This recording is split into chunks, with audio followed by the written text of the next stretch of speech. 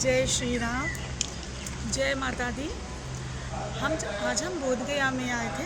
कल हम यहाँ आए, यहाँ पूरा पितरों का पिंडदान दिया, सब कुछ किया और बहुत अच्छा लगा, बहुत शांति का अनुभव हुआ। यहाँ आके पता चला बहुत से लोगों की मान्यताएं थी, बहुत से लोगों की धारणाएं थी।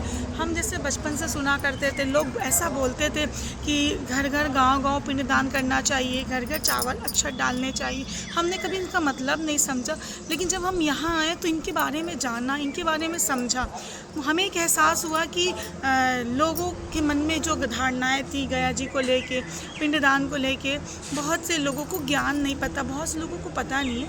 हमने यहाँ पे ब्राह्मणों से बात की, हम विष्णुपद मंदिर में गए, उसके बाद हम प्रेषशिला गए, हम सीता कुंड गए, राम कुंड गए, अक्षयवट में, फिर वैतरणी तालाब में जाके पिंडों का पूरी तरीके से पिंडदान करके मोक्ष प्राप्ति के लिए उन्हें पूरा जो भी यहाँ के पूजा पाठ थे सब कुछ किया।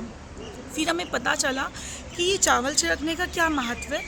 तो भगवान श्री राम जी माता सीता के साथ जब यहाँ पिंडदान करने आए थे तो उनसे वहाँ के पंडा ने पूछा कि प्रभु, जब आने वाले युगों में लोगों के पास धन नहीं रहेगा, साधन का अभाव रहेगा, तो क्या वो अपने पितरों को मोक्ष नहीं दे सकते?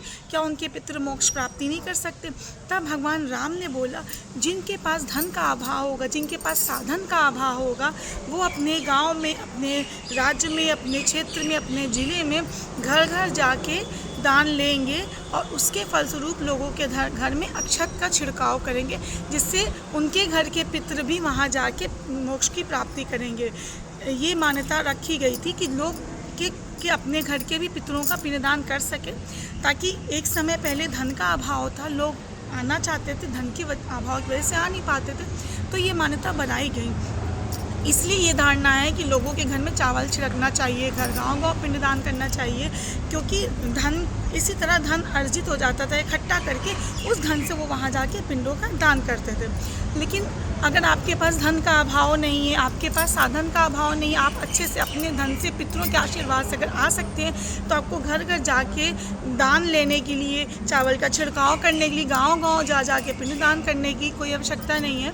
सबसे पहला पिंडदान आपको तीर्थों के राजा प्रयागराज में करना चाहिए। वहाँ पिंडदान का महत्व इसलिए होता है क्योंकि वहाँ से सारे पितृ आपके साथ चलेंगे मोक्ष के लिए। आपके पूरे कुल के जितने भी पितृ होंगे, 108 कुल, 7 जन्मों के, 7 वंशजों के, सारे जितने भी आपके कुल के पिंडों के संगम से आपके साथ चलना शुरू करेंगे। फिर पिशाच मोचन घाट बनारस में जो भी पितृ पिशाच योनि में गए होंगे वो भी आपके साथ चलेंगे।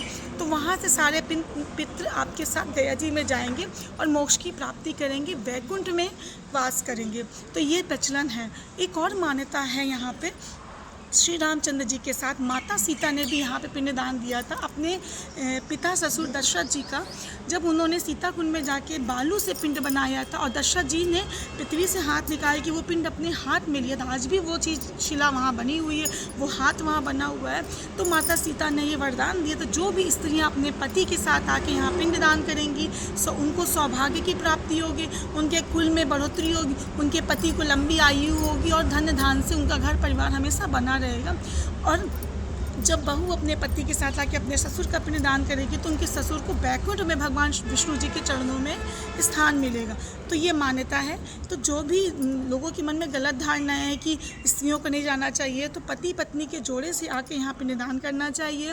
और अक्षत का महत्व है कि अगर आपके पास धन का अभाव नहीं है, आपके पास धन है, आपको कोई चीज़ की कमी नहीं है आपके पितरों के आशीर्वाद से, तो आप डायरेक्ट अपने घर से संगम में से होते हुए यहाँ गया जी आ सकते हैं। अगर धन का अभाव है तो गांव-गांव जाके चावल छिड़क के धन इकट्ठा करके भी यहाँ आप आ सकते हैं पितरों की मोक्ष प्राप्ति के लिए।